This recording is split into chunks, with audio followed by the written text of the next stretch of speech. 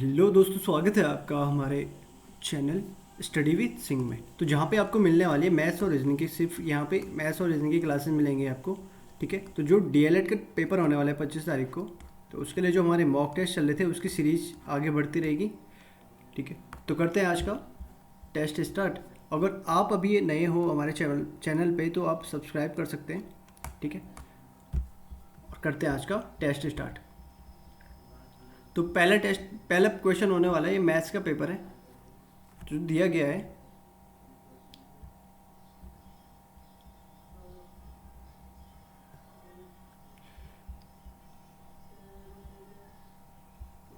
पहला क्वेश्चन है आपका डिविजिबिलिटी रूल से। तो सबसे पहले आपको ये ध्यान में रखना है, ये बहुत इंपॉर्टेंट टॉपिक है आपका। ठीक है, तो आपको बहुत अच्छे से ये पढ़ना है। यहाँ से क्वेश्चन बार बार पूछे जाते हैं। अगर आपने पिछला वाला पेपर जो देखा होगा तो उसमें भी आपको पूछे गए थे ये वाले क्वेश्चन। ठीक है, तो ये वाले आपको डिविजिबिलिटी रूल पूरे ध्यान में होने चाहिए।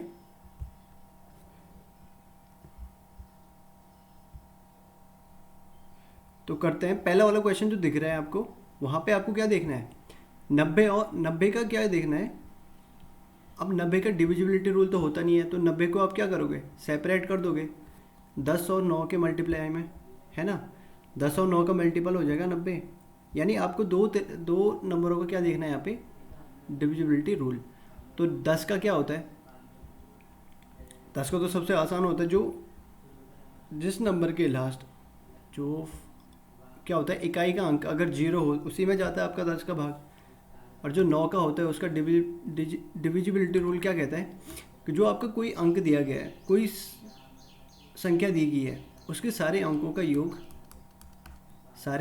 योग क्या होना चाहिए। अगर 9 से डिवाइड होता है, जो अंकों के योग हैं वो अगर 9 के मल्टीपल में है तो क्या हो जाएगा, वो संख्या भी पूरी 9 से डिवाइड होगी। तो लास्ट y इक्वल टू तो 0 ही आएगा, क्योंकि यहाँ पे क्या है, 90 को आप क्या करोगे, 9 और 10 के मल्टीपल में लिखोगे, है ना। तो 10 का भाग सिर्फ उन संख्याओं में जाता है जिसमें क्या होता है, अंतिम अंक 0। तो यहाँ पे तो y तो 0 होना ही होना है ना। अब x को देखते हैं, तो उसके लिए आपको 9 का डिविजिबिलिटी रूल होना चाहिए। तो यहाँ पे क्या कहते हैं, सारे अंकों का योग क्या आना चाहिए, 9 का मल्टीपल। तो देखते हैं, 9 8 17 7 24 6 305 35 और 6 41। अब 41 हो चुका है और लास्ट में 0 है और यहाँ पे x है। तो कौन सा नंबर रखूँ मैं कि क्या आ जाए, 9 का मल्टीपल हो जाएगा ये इनका सम। तो यहाँ पे क्या हो जाएगा, x इक्वल टू 5। 4 रखने पर क्या हो जाएगा, 45 हो जाएगा। यानी 4 रखने पर 45 होगा, और 45 क्या होता है, 9 का मल्टीपल होता है। तो क्या हो जाएगा आपका आंसर 4। अच्छा, तो दोनों संख्याओं का अंतर भी क्या होगा, 4 - 0 यानी 4 ही होगा। अगला क्वेश्चन है, एक व्यक्ति है अपनी आय का 1/3 भाग रहने में, 1/8 भाग कपड़े में तथा 1/10 भाग दान में खर्च करता है। यदि उसके पास 954 रुपये शेष बचते हैं तो कुल रुपये होंगे। तो इसके लिए आपको सबसे पहले क्या पता होना चाहिए, इनकम इक्वल टू क्या होती है, सेविंग प्लस एक्सपेंडिचर, है ना। तो ये वाला फॉर्मूला आपका होना चाहिए। अगर आपके पास इनकम है तो वो किसका सम होता है, सेविंग। या तो आप सेव करोगे या खर्च करोगे या बचत करोगे, है ना, दो ही चीज़ होती है। अब इसने क्या बोला है, लेट करते हो आप, अपनी आय मानते हो x। अब इसने बोला अपनी आय का 1/3 भाग रहने में करना है, यानी x का 1/3 यानी x/3 ये रहने में गए, ये खर्च ही हो रहे हैं। ठीक है, 1/8 आय का 1/8 यानी x का 8 ये भाग गया कपड़े में। ठीक है, और 1/10 भाग दान में खर्च करता है, यानी अपनी आय का 1/10 भाग यानी x/10 ये दान में गए। तो ये खर्च हो गए तीनों के तीनों। तो टोटल खर्च कितना हो जाएगा ये, यानी इन सबको जोड़ोगे आप, 1/3 प्लस x/8 प्लस x/10। अब यहाँ पे आपको एलसीएम आना चाहिए, 3 8 और 10 का एलसीएम हो जाएगा कितना, 80 20 120 हो जाएगा। तो 3 को 120 बनाने के लिए क्या करोगे आप, 40 से मल्टीप्लाई, तो ऊपर भी 40 से मल्टीप्लाई करना पड़ेगा। 8 को 120 बनाने के लिए क्या करते हो, 15 से मल्टीप्लाई, यानी ऊपर भी 15 से मल्टीप्लाई करना पड़ेगा। 10 को 120 बनाने के लिए 12 से, तो ऊपर भी आपको 12 से करना है। तो 40 और 15, 55 और 12 67, तो 67x बटे 120। ये क्या हुआ? ये तो सिर्फ खर्च हुआ है। अब आपका क्या होगा देखते हैं। 67 बटे 120 बचा, ठीक है। तो यहाँ पे जगहों की कमी है इसलिए फिर से मिटा रहा हूँ। तो अगर खर्च हो गया आपका 67x बटे 120, टोटल खर्च करता इनकम थी आपके पास x, खर्च हो चुका है आपका 67x बटे 120। तो जो इनके बीच का डिफरेंस होगा यानी सेविंग क्या हो जाएगी? इनकम में से अगर आप खर्च घटा दोगे, है ना, आय में से खर्च घटा दोगे, आपके पास बचत आ जाएगी। यानी x माइनस 67x अपॉन 120 आप सॉल्व करते हो तो यहाँ पे क्या हो जाएगा? 1 और 120 का क्या लेना पड़ेगा? यहाँ पे एलसीएम लेना पड़ेगा, ठीक है। तो 120 हो जाएगा। तो यहाँ पे क्या हो जाएगा? 120x minus 67x। तो यहाँ पे इनको माइनस कर लो।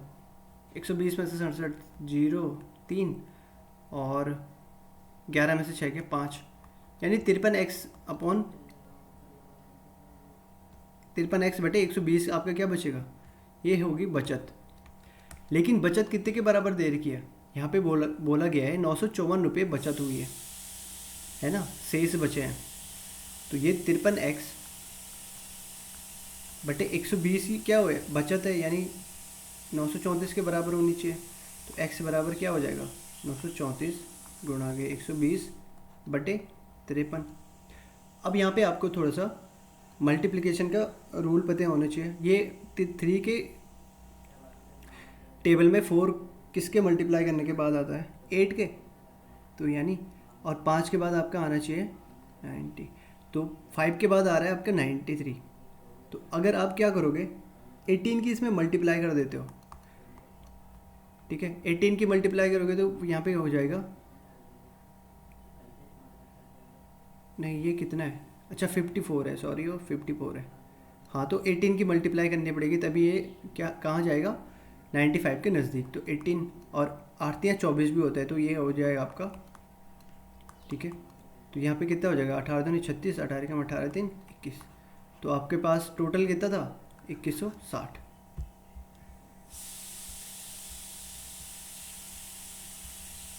ठीक है।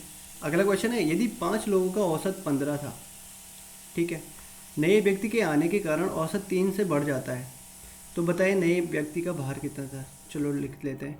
अगर 5 लोगों का औसत 15 है तो टोटल कितना होगा? औसत बराबर क्या होता है? टोटल बटे कुल संख्या। 5 लोग हैं और 15 औसत है, तो टोटल कितना हो जाएगा? 15 इंटू 5 यानी 75। नए व्यक्ति यानी एक ही व्यक्ति आया है और ये कितना बढ़ गया, यानी अब 6 हो गए हैं। कितना बढ़ा? 15 से 3 और बढ़ गया, यानी 18 हो चुका है। तो अगर 6 व्यक्तियों का अब 18 औसत हो गया है तो टोटल कितना होगा? 18 से 108।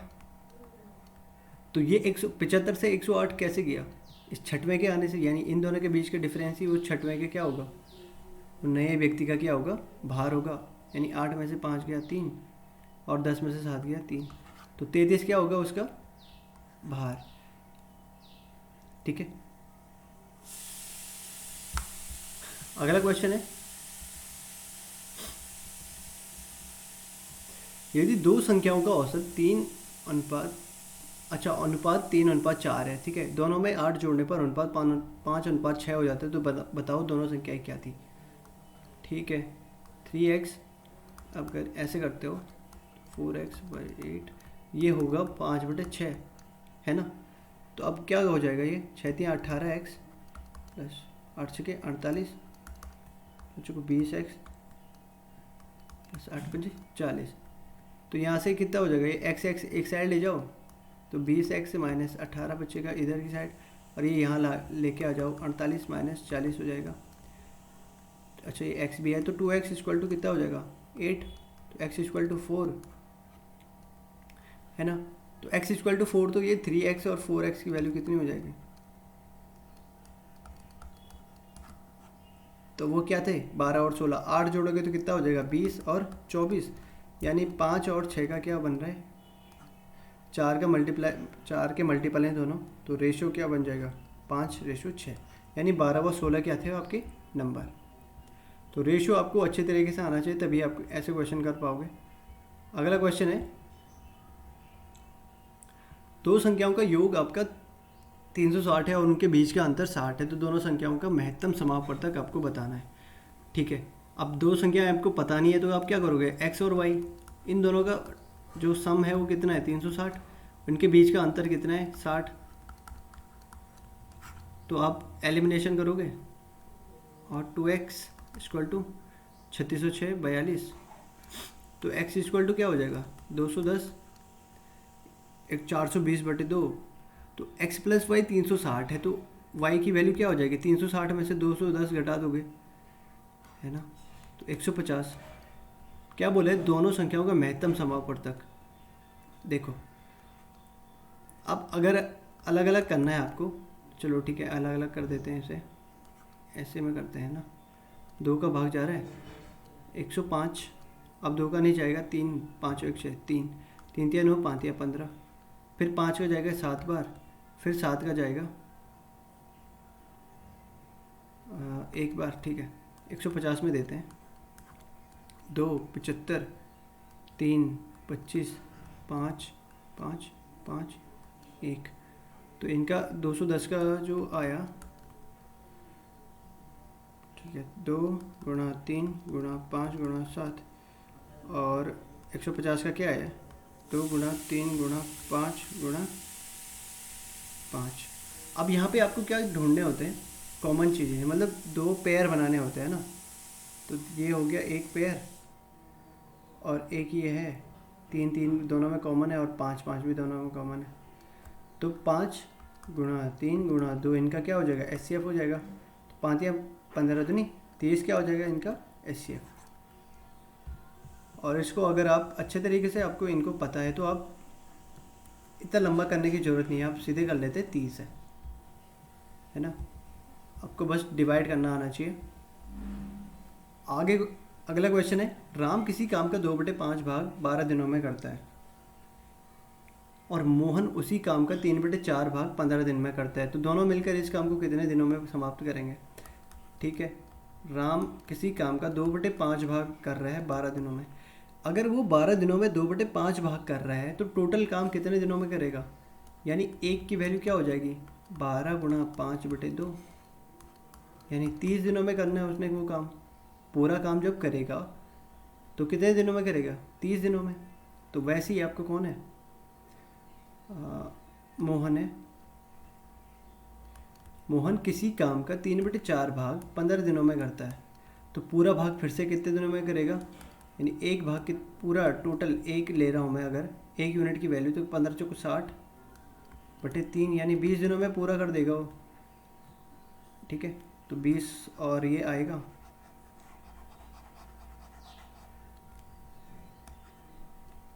राम आया 12 और मोहन के आया नहीं 12 नहीं 30 आया था, सॉरी, और ये कितना आया था 15 चौक 60 20। ठीक है, अब इन दोनों से एक ही काम करवा लो, जब एक काम करवाओगे तभी आप इनकी एफिशिएंसी देख पाओगे कि एक दिन में कितना काम कर रहे हो। 30 और 20 का क्या लोगे आप एलसीएम ले लोगे, ये हो जाएगा 60 2 से, और इसको 3 से गुणा करोगे। अब दोनों मिलकर इस काम को कितने दिन में करते हैं, अगर दोनों एक एक दिन में, राम एक दिन में 2 काम कर रहा है, एफिशिएंसी है ना, और जो मोहन है एक दिन में 3 काम कर रहे हैं, तो दोनों एक दिन में कितना काम करेंगे 5 काम कर रहे होंगे अपनी एफिशिएंसी के साथ, तो टोटल काम करना है 60, तो एफिशिएंसी 5 है दोनों की, into D equal to work हो जाएगा, एफिशिएंसी इंटू टाइम, ये टाइम होगा।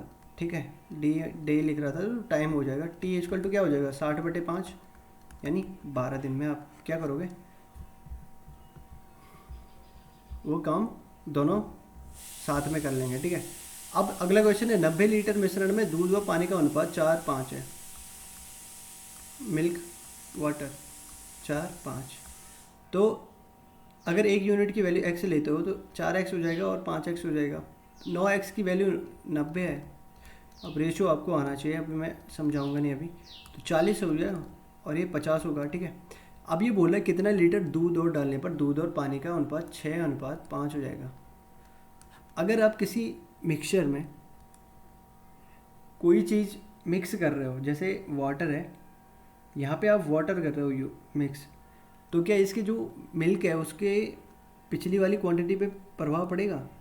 टोटल क्वांटिटी पे प्रभाव पड़ेगा दोनों के मिक्सचर पे, लेकिन जो मिल्क की क्वांटिटी थी 40 लीटर उस पर कोई प्रभाव नहीं पड़ने वाला। यानी ये दोनों क्या रहेंगे? अच्छा, क्या कितना लीटर दूध, अच्छा दूध डाला था, सॉरी, तो यहाँ पे वाटर की क्या नहीं होगा, क्वांटिटी पे कोई प्रभाव नहीं पड़ेगा। यानी ये पहले भी 50 था तो बाद में भी 50 होना चाहिए, है ना। चेंज हमने सिर्फ किसको करा है? दूध को करा है। तो दूध चेंज होना चाहिए, जो वाटर है उसको सेम रहना चाहिए। अब 5 को 50 बनाना है तो 10 से मल्टीप्लाई कर दोगे, और दोनों रेशियो में करना पड़ेगा। रेशियो अगर आपको समझ में आता है तो ये आप समझ में आता है तो ये आप समझ जाओगे कि यहाँ पे 5 और 6 को दोनों से क्यों करना है। तो यहाँ पे कितना हो जाएगा? ये 50 हो जाएगा और ये 60 हो जाएगा। अब देखो कितना मिला है, पहले 40 था, जो मिल्क था वो 40 था, अब 60 हो चुका है, तो कितना मिलाया? 20 लीटर। ठीक है, अगला क्वेश्चन देखते हैं। यदि राम की आय श्याम से 20% अधिक है, ठीक है, तथा श्याम की आय रमेश से 10% अधिक है, यदि रमेश की आय 2000 रुपये है तो राम की आय ज्ञात करनी है। ठीक है, रेशियो वाला क्वेश्चन है फिर से, राम और श्याम। जो राम है श्याम से 20% अधिक है। अब यहाँ पे 20% वाला क्वेश्चन है, आप लेट करोगे, लेट श्याम की एज जो आय है वो है, आय बोला है, इनकम की बात की हुई है, ठीक है, तो वो 100 है, लेट कर रहे हो आप, ये कोई नंबर नहीं है, इसको हमने लेट करा हुआ है एक्स, ठीक है।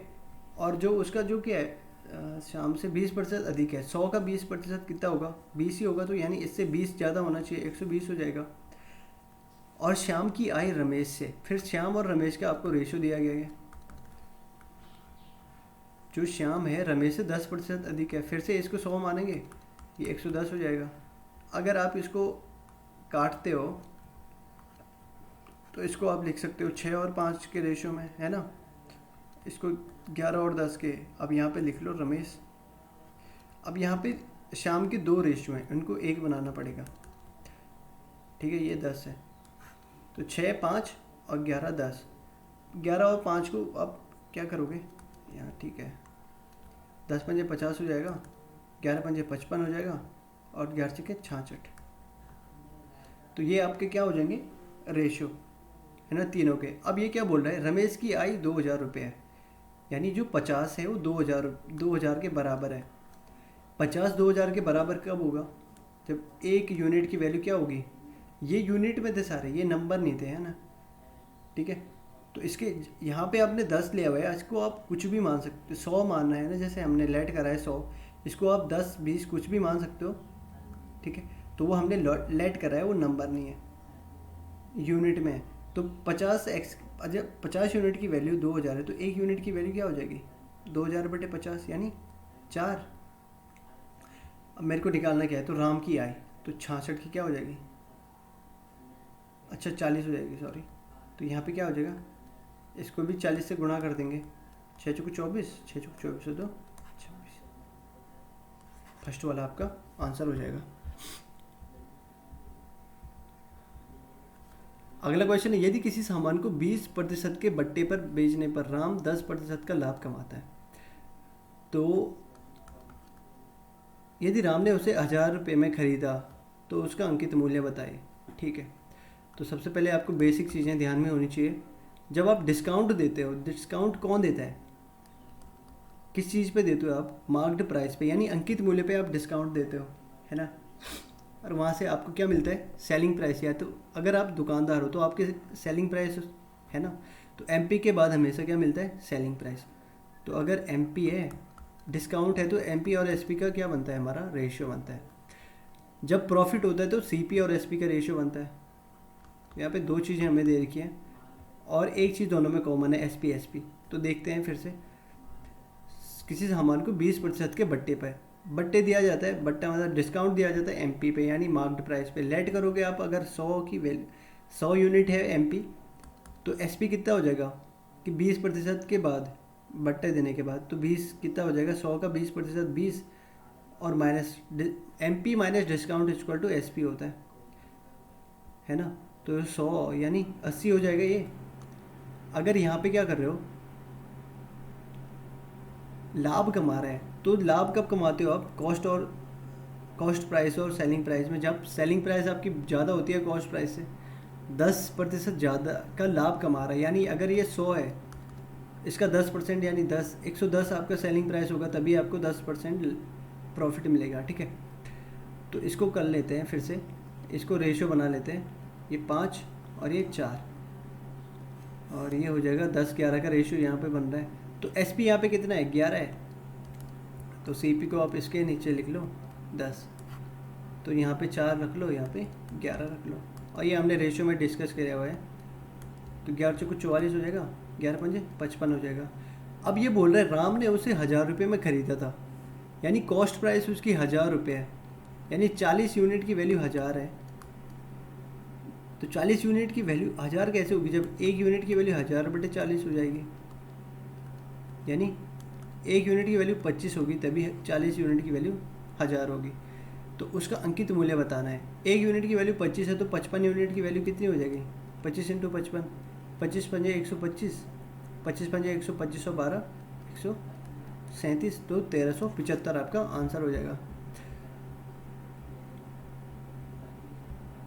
इसमें सिर्फ आपको जो हल्के क्वेश्चन है वो नहीं दिख रहे हैं, है ना। तो ये टॉप 25 जो मोस्ट इंपॉर्टेंट क्वेश्चन होते हैं आपके, वो हम डिस्कस कर रहे हैं।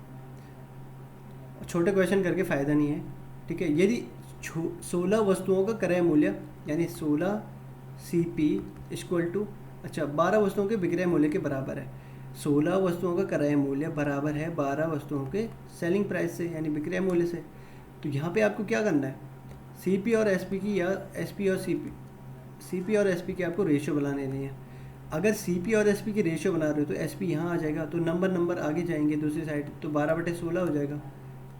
12 को 4 दोनों में क्या है, कॉमन है, तो 4 × 12 4 × 16, यानी जो CP और SP की रेशियो आई है वो कितनी आई है, 3 और 4 की। अब बताओ यहाँ पे प्रतिशत होगा, प्रतिशत, हाँ नहीं प्रतिशत होगा। ठीक है, अब यहाँ पे क्या बोला गया है, लाभ या हानि।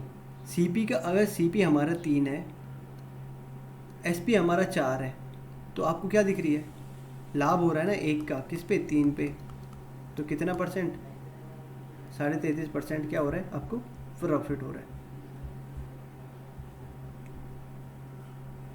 अगला क्वेश्चन है, राम और श्याम किसी काम को 15 और, ठीक है, तो राम कर रहा है 15 और श्याम कर रहा है 10 दिन में। ठीक है, यदि श्याम ने 5 दिन काम करके छोड़ दिया, तो पूरे दिन में कितने, मतलब पूरा काम कितने दिन में पूरा होगा। ठीक है, अब यहाँ पे कुछ नहीं दिया हुआ है कि कितना काम था, तो आप लेट करोगे इनके LCM से, है ना। एक काम करवा देते हैं इनसे, एक काम करवाओगे तो इनका LCM लेना पड़ेगा। ठीक है, 150 भी कर सकते हो आप, लेकिन अगर छोटा करोगे तो छोटे में आपका आंसर आ जाएगा, नंबर छोटे ही रहेंगे। तो 15 और 10 का LCM होगा 30, 15 दूनी ये होगा 3। ठीक है, अब ये बोल रहा है राम एक दिन में 2 यूनिट काम कर रहा है और श्याम एक दिन में 3 यूनिट काम कर रहा है। वही आपकी एफिशिएंसी होती है, पर डे वर्क। ये बोल रहा है श्याम ने 5 दिन काम करके छोड़ दिया, श्याम एक दिन में 3 काम कर रहा है, तो 5 दिन में कितना काम करेगा, 15। 5 दिन काम करके छोड़ दिया इसने, ठीक है, यानी 15, 30 में से 15 काम हो गया, तो 15 बचा होगा अब शेष। ठीक है, तो 15 काम किसने करा होगा, ऑब्वियसली ए ने करा, राम ने करा होगा, तो 2 यानी 7.5 दिन। अब ये पूछा गया है पूरा कार्य कितने दिन में पूरा हुआ है। राम ने काम करा 7.5 दिन में और श्याम ने 5, तो 7.5 और 5 12.5। ठीक है, अगला क्वेश्चन देखते हैं। यदि कोई वस्तु 10% की हानि की जगह 10% लाभ पर बेची जाती तो उसे 100 रुपये अधिक मिलते। ठीक है, अब ये क्या बोल रहा है, हानि कहाँ पे होती है आपको, ये चीज़ें थोड़ी सी बेसिक चीज़ें होती हैं। हानि और लाभ कब होता है आपको, ऑलवेज CP पे होता है, जहाँ पे प्रॉफिट और लॉस हमेशा होता है आपको CP पे, कॉस्ट प्राइस पे। यानी आप अगर आपने कोई चीज़ खरीदी है 100 रुपये की, तो अगर आपको लॉस होगा तो क्या करोगे आप, उससे कम में बेचना पड़ेगा। और अगर प्रॉफिट करना है तो उससे ज़्यादा करना पड़ेगा, यानी जो सीपी है वो क्या है आपका बेस होना चाहिए, है ना। तो आपका सीपी पे ही आपका क्या निकलता है, लॉस और प्रॉफिट। तो अगर यहाँ पे अगर लेट कर दिया हमने, लेट 100 यूनिट है हमारी सीपी, 10% कम कर दो, क्योंकि आपकी क्या हो रही है, लॉस हो रही है। 10%, 100 का 10%, 10 होगा तो 90 हो जाएगी। और 10% ज़्यादा कर दो एक बार बोल रहा है 10% की हानि हुई की जगह अगर 10% का लाभ हो जाए तो ठीक है, पहले दिखा देते हैं 10% का लाभ 110 होगा, तो उसे 200 रुपये अधिक मिलते हैं। यानी अगर मैं 90 की जगह उसे 110 में बेचता तो मुझे 200 रुपये ज़्यादा मिलते।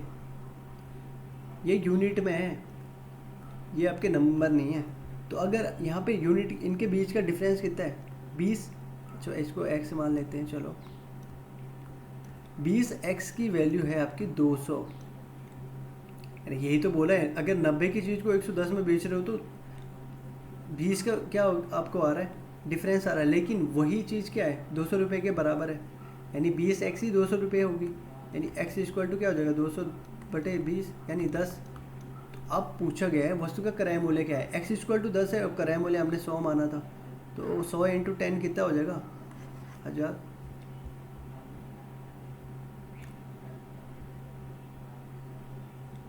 अगला क्वेश्चन है, यदि एक 180 मीटर लंबी एक रेलगाड़ी की चाल 60 किलोमीटर प्रति घंटा हो तो 320 मीटर लंबे प्लेटफॉर्म को पार करने में उसे कितना समय लगेगा।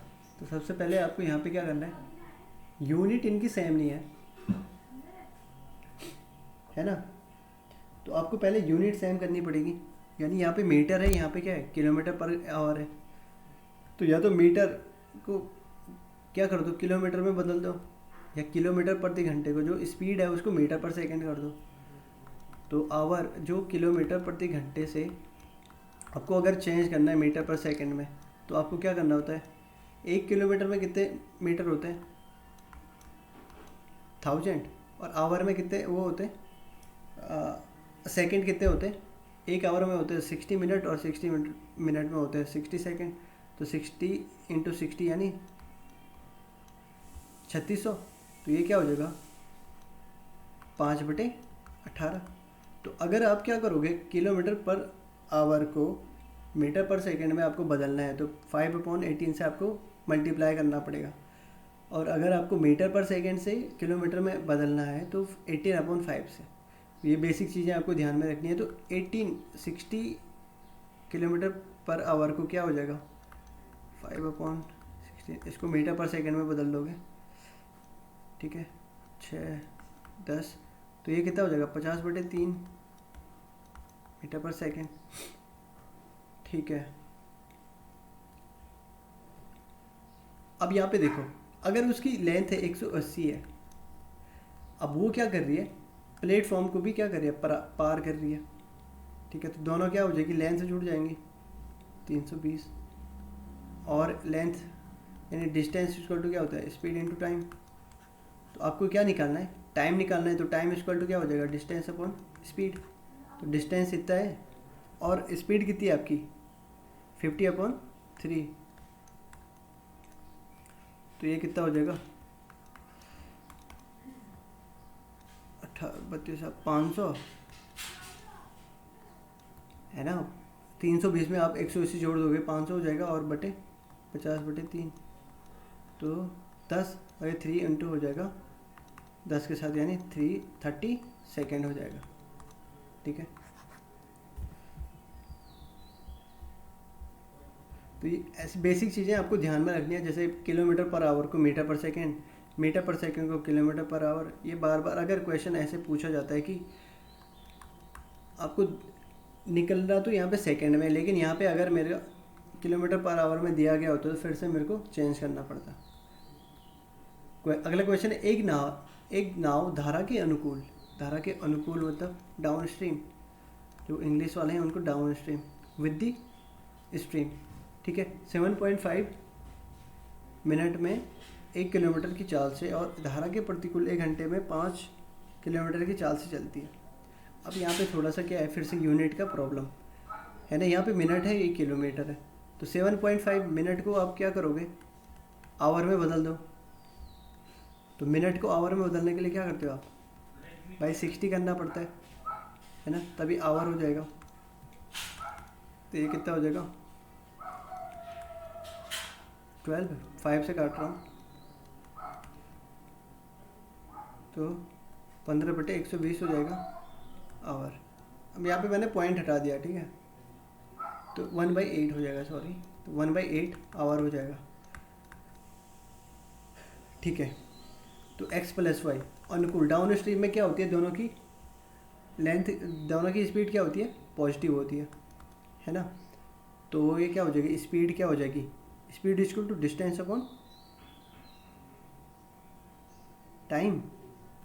तो 1 किलोमीटर अपॉन 1/8, तो ये कितना हो जाएगा x + y हो जाएगा 8 किलोमीटर पर आवर, ठीक है। और x - y धारा के प्रतिकूल यानी अप स्ट्रीम में, तो वहाँ पे क्या हो जाती है, धारा की स्पीड को हम माइनस कर देते हैं। 1 घंटे में 5 किलोमीटर, अगर 1 घंटे में 5 किलोमीटर है तो उसकी स्पीड क्या होगी, डिस्टेंस अपॉन टाइम यानी 5/1 यानी 5 किलोमीटर पर आवर।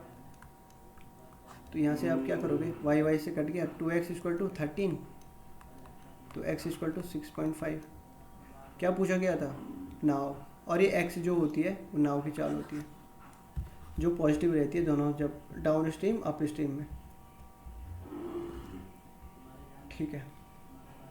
अगला क्वेश्चन है, रमेश ने 12% साधारण ब्याज की वार्षिक दर से 1500 रुपये उधार लिए, ठीक है, और 2 वर्ष 73 दिनों बाद उसे कितने रुपये वापस करना चाहिए। तो यहाँ पे SI जो होता है, सिंपल इंटरेस्ट इक्वल टू क्या होता है, P × R × T पर 100, है ना। अब ये क्या बोल रहा है, 2 वर्ष 73 दिन, लेकिन यहाँ पे क्या बोला गया है, वार्षिक दर। तो पहले आप इन 73 दिन को भी आप क्या करोगे, आपको वर्ष में बदलना है। तो यानी 73 दिनों को आप, कितने दिन होते हैं एक साल में, 365। तो अगर आप इसको आप 365 से क्या करोगे, डिवाइड कर दोगे, तो ये किस में बदल जाएगा, साल में, ठीक है। कट रहा है ये, हाँ ये कट रहा है 5 से, तो 2 होल 1/5 यानी 11/5 साल। क्या बोल रहा है, 12%, ठीक है, 1500 रुपये, तो ऐसा ही निकालना है ना। अच्छा, हमको क्या निकालना है, अमाउंट निकालना है। तो अमाउंट क्या होता है, जो इंटरेस्ट प्लस प्रिंसिपल, जितना आप कितना लाए थे, जो प्रिंसिपल साधारण ब्याज, अच्छा इंटरेस्ट साधारण ब्याज लग रहा है ना, ठीक है। तो ब्याज कौन सा है, साधारण ब्याज, जो हमेशा क्या रहता है, सेम, हर साल सेम ही रहेगा, कंपाउंड इंटरेस्ट की तरह नहीं है। तो यहाँ पे क्या रहेगा, 1500 के आपके पास प्रिंसिपल यानी मूलधन, मूलधन में आप इंटरेस्ट जोड़ दोगे तो अमाउंट बन जाता है, इतना मिला के आपको वापस करना है, ठीक है। तो देख लेते हैं, तो पहले ऐसा ही निकाल लेते हैं। P कितना है आपका 1500, R कितना है 12, और T कितना है यहाँ पे 11/5, और बटे 100 भी होता है। तो ये गया 5 × 3 = 15, तो SI कितना हो जाएगा, भारतीय 36 × 11, 36 से कम 36, 36 से कम 36 और 3 40, 396 आपका क्या बना, इंटरेस्ट बना। तो आपका अमाउंट क्या करना पड़ेगा, प्रिंसिपल में इंटरेस्ट जोड़ के आपको देना पड़ेगा टोटल करके। तो 1500 इसमें जोड़ दो, तो 1896 आपका क्या हो जाएगा आंसर, ठीक है। अगला क्वेश्चन है, किसी वर्ग की भुजा 20% बढ़ाने पर क्षेत्रफल पर क्या प्रभाव पड़ेगा। हमें देखना है कि ये बढ़ेगा कि घटेगा। क्वेश्चन है इस तरीके से। अब देखो, पहले तो आपको वर्ग का क्षेत्रफल आना चाहिए। क्या होता है, भुजा का स्क्वायर, भुजा का वर्ग है ना। अगर वो क्या बोल रहा है, भुजा का वर्ग 20% बढ़ाने पर, यानी पहले उसका कितना था, लेट करते हैं 100 थी भुजा, अब एक 20% बढ़ा दी गई है, 120 हो चुकी है। तो यहाँ पे क्या हो जाएगा, इसको अगर आप काटते भी हो तो कोई दिक्कत नहीं है, 5 6 तब भी उतना ही आ जाएगा। 5 और 6 का रेशियो बन गया, ठीक है। पहले 5 थी भुजा, अब 6 हो गई है। तो अगर पहले 5 थी भुजा तो इसका स्क्वायर यानी भुजा का वर्ग कितना होगा, यानी वर्ग वर्ग का स्क्वायर 25, और 6 का, जब 6 उसकी भुजा है तो 36। अब यहाँ पे पूछ रहा है कितना बढ़ रहा है, पहले 25 था अब 36 हो गया, यानी 11 बढ़ा किस पे, 25 पे इंटू 100 आपको परसेंटेज निकालने के लिए, तो कितना परसेंट, 44% आपका बढ़ा। या तो ऐसे नहीं करना है तो यहाँ पे जोड़ते रहो इसे बटे 100 से, है ना, तो 40 प्लस 400 बटे 100 यानी 4, तो 44% यहाँ से भी आ जाएगा।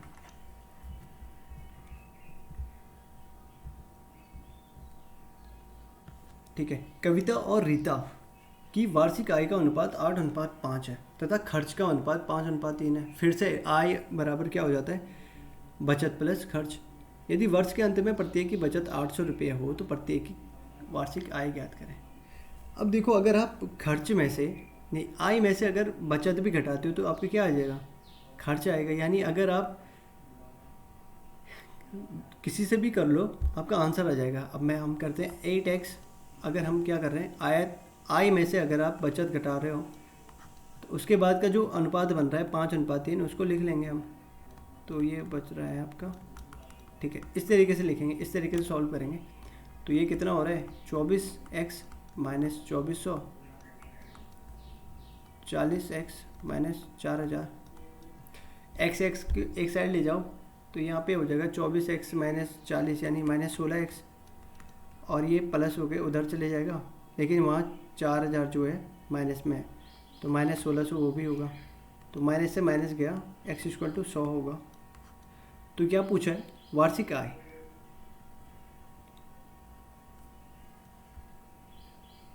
ठीक है, 40 है ना, 40 नहीं होगा, 25 है यार, 25 होगा, सॉरी, x इक्वल टू 1600 बनेगा ना, x इक्वल टू 1600, वो मैंने 8 समझ रहा था। ठीक है, तो क्या हो जाएगा, x इक्वल टू 1600 है। अब हमने क्या निकालना है, उनकी आय। उनकी आय थी 8x और 5x के रेशियो में, तो यहाँ पे 16 से मल्टीप्लाई यहाँ पे भी कर लो, 1600 गुणा 8 और 1600 गुणा 5 यहाँ पे कर लो, तो 16 8 128 और 16 पंजे 80, यानी 8000, 12,800 और 8000 उनका क्या आ रहा है, इनकम का रेशियो। अरे यहाँ पे 28 होगा, 128 है ना, 12,800 पहला वाला आपका आंसर यहाँ पे।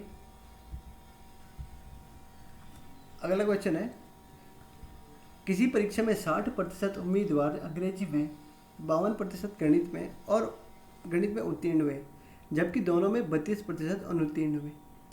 यदि 176 विद्यार्थी दोनों विषयों में उत्तीर्ण हुए तो परीक्षा में बैठने वाले उम्मीदवारों की संख्या आपको निकालनी है। अब यहाँ पे एक चीज़ देख रहे होंगे, क्या हो रहा है, पहले आपको क्या दिया जा रहा है, उत्तीर्ण वालों की, फिर बाद में बताया जा रहा है अनुत्तीर्ण, है ना।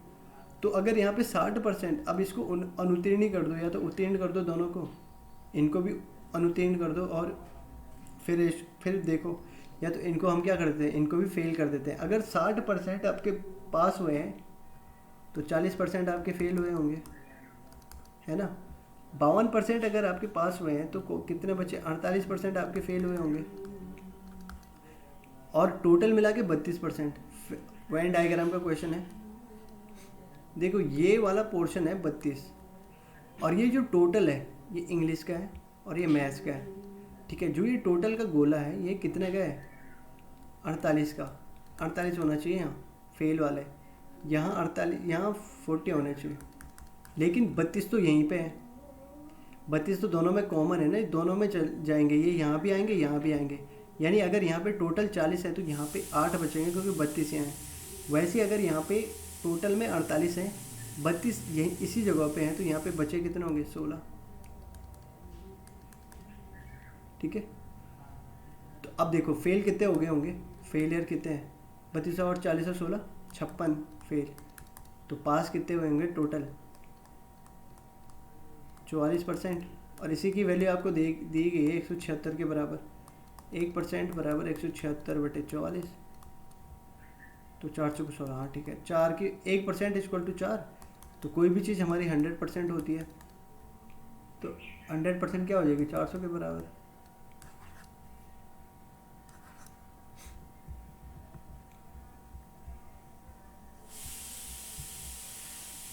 अगला क्वेश्चन है, एक आयताकार में मैदान का क्षेत्रफल 300 वर्ग मीटर है और इसका परिमाप 70 है, 70 मीटर है। तो मैदान की लंबाई व चौड़ाई, तो आयत का क्षेत्रफल आपको पहले पता होना चाहिए, लंबाई गुणा चौड़ाई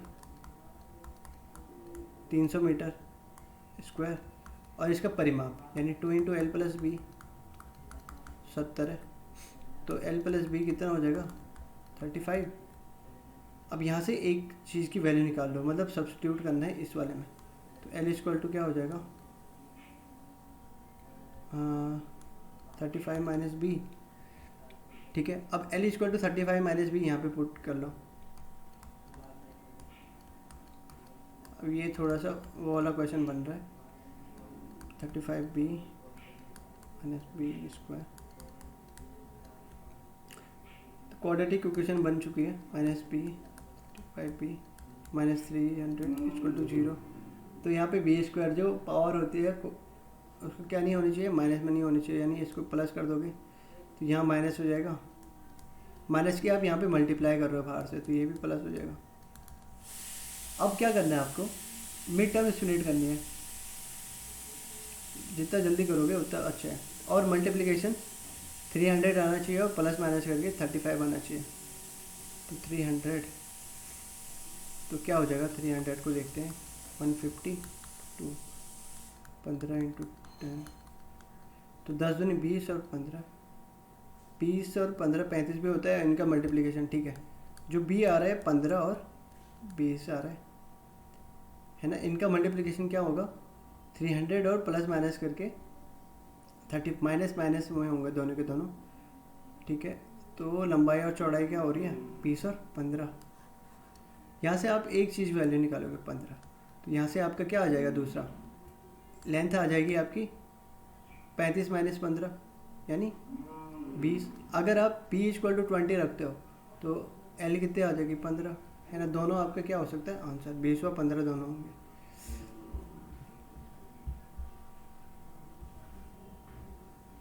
तीन संख्याओं का अनुपात, अगला क्वेश्चन है, तीन संख्याओं का अनुपात है 3 4 5, उनके वर्ग का योग 450 है। तो एक यूनिट की वैल्यू x रख के रख लो, 3x स्क्वायर नहीं 3x 4x 5x, इनके वर्ग का योग है, इनके वर्गों का योग है 450, यानी इनका भी वर्ग कर लो 9x स्क्वायर और जोड़ देना है 16x square plus 25x square, तो 16 9 25 और 25 50x स्क्वायर की वैल्यू कितनी है 450, यानी x की वैल्यू कितनी हो जाएगी 450 बटे 50 यानी 9, x इक्वल टू 3, यहाँ पे √9 आएगा तो 3 हो जाएगा, है ना। अब देखो 9, तो x की वैल्यू क्या हो जाएगी, यहाँ पे 9 हो जाएगा, ये 12 हो जाएगी और ये 15 हो जाएगी। तो संख्याओं का योग 12 9 21 और 15 36।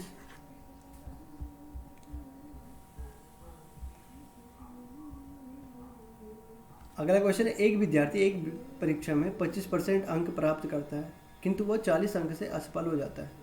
दूसरा विद्यार्थी 60% अंक प्राप्त करता है और परीक्षा में सफल होने के लिए न्यूनतम अंकों से 135 अंक अधिक प्राप्त करता है। अगर आपकी दोनों की एक ही परीक्षा दे रहे हो तो पासिंग परसेंटेज सेम होना चाहिए, है ना, पासिंग नंबर सेम होने चाहिए, तो उसी पे बेस्ड क्वेश्चन है। तो अगर वो 25% लाता है तो वह 40 अंक से असफल हो जाता है। अगर इसको पास करना हो तो क्या लाना पड़ेगा, इसे 40 नंबर और लाने पड़ेंगे तभी तो पास होगा, है ना। और दूसरे वाला क्या कर रहा है 60% अंक ला रहा है और परीक्षा में सफल होने से के लिए न्यूनतम अंकों से 135 अंक ज़्यादा ला रहा है, यानी इसका जो पासिंग परसेंटेज है, पासिंग नंबर है, वो 135 ज़्यादा लेके आ गया। यानी अगर 60% में से ये 135 घटा दे तो तब ये जाके दोनों बराबर हो जाएंगे, है ना। पासिंग परसेंट तभी दोनों का बराबर होगा। तो यहाँ पे क्या हो जाएगा, परसेंटेज एक साइड ले जाओ और नंबर को एक साइड, तो 60% में से आप और ये यहाँ ले जाओ 135 प्लस 40 हो जाएगा, है ना, ये यहाँ चले जाएगा, तो ये कितना हो जाएगा 35% की वैल्यू 175, तो 1% की वैल्यू 175 बटे 35, तो 5 5 25, ठीक है 5, 1% की वैल्यू 5, तो 100% की वैल्यू क्या हो जाएगी 500। तो उस परीक्षा में कितने अंक थे 500, ठीक है। एक आदमी ने अपने धन का 25% पुत्र को 100% नहीं 25%, अच्छा 35% पुत्र को 25% पुत्री को दिया, शेष धन का, ये ध्यान रखना है, 50% पाठशाला को दान देने में के पश्चात उसके पास 2000 रुपये बच गए, तो बताइए उसके पास कुल कितना रुपये था। लेट करते हैं, उसके पास 100x थे, है ना।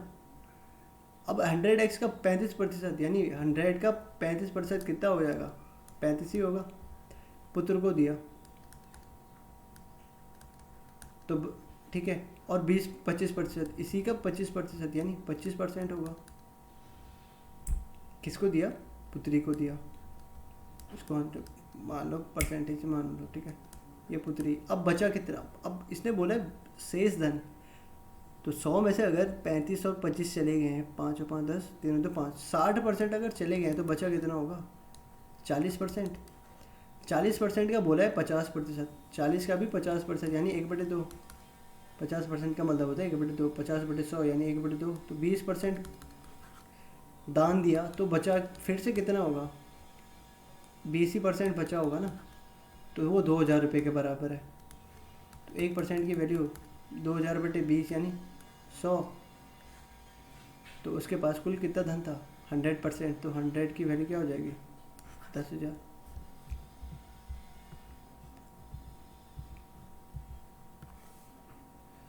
ठीक है, एक मनुष्य एक काम को 28 दिन में समाप्त करते, अच्छा कुछ मनुष्य, तो लेट करते हैं x 28 दिन में समाप्त करते हैं, ठीक है, तो काम इतना हो जाएगा, है ना,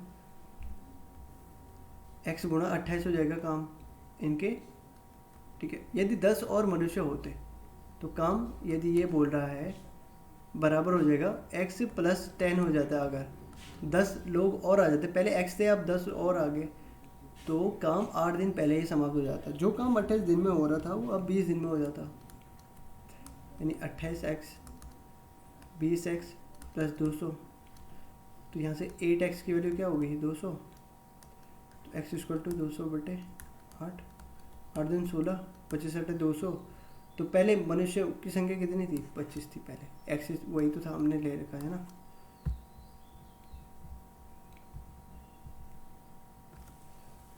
कोई भी क्वेश्चन ऐसा नहीं है कि जो एग्जाम लेवल का नहीं है। देखो 20 लोगों का औसत भार 40 है, ठीक है, तो टोटल होगा 800। यदि बाद में फिर से मापा गया तो 20 किलो वाले इंसान का गलती से भार 30 मापा गया था। यानी अब एक चीज़ ध्यान देनी है, अगर पहले 40 था तो जब फिर से मापा गया तो जो 20 वाला था, जो जिसका 20 किलो था, उसका गलती से क्या हो गया था 30 किलो मापा गया था। यानी जो ये 40 आया है वो 30 किलो, 20 किलो के इंसान के स्थान पे 30 किलो मापने के कारण हुआ है 40। यानी औसत जो इसका होगा 20 लोगों का औसत इससे कम होगा ना, ठीक है, इससे कम ही होगा। तो कितना कम होगा, इस 20 की जगह पे 30 लिखने के कारण हुआ है, यानी 10 के कारण हुआ है 20 लोगों का औसत में।